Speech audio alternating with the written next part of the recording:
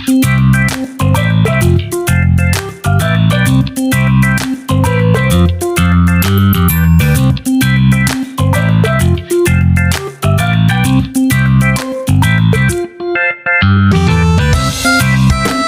back to my channel Camp Boss Dar. Please like, share and subscribe. Hit notification bell for my new video updates. Update sa Uplift. Kailan ang payout? Paano kung kasali ang nakalista kung ang tinutukoy mo ay DSWD Uplift Assistance? May update na. Para sa Group 2, mga poor, near poor households na na-identify sa 2024 SEMS, 2,000 piso bawat buwan mula July hanggang December 2026. DSWD. Ang July payout ay manual, on-site. Simula August hanggang December, plano ng DSWD na digital na ang payout, gaya ng GCash o Landbank. Kung kasama ang pangalan sa opisyal na listahan, hindi ibig sabihin na automatic na pwede nang kunin agad. Kailangan pa ring ma-validate at sundin ang payout schedule na ibibigay ng DSWD, LGU. Sa Calabarzon, may mga uplift payout na nagsimula na noong July 2026.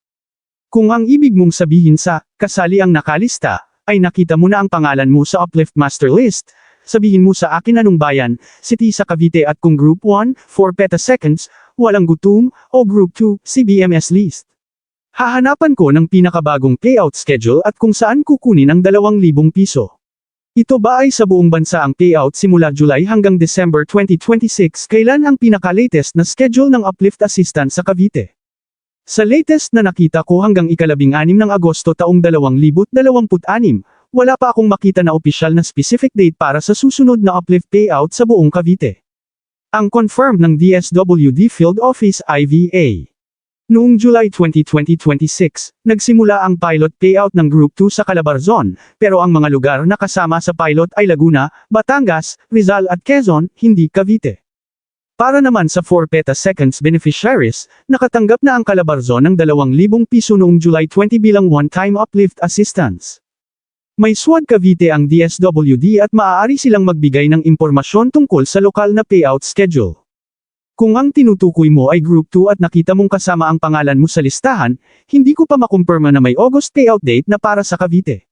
Ang susunod na payout ay dapat ipaalam ng DSWD, LGU sa mga qualified beneficiaries.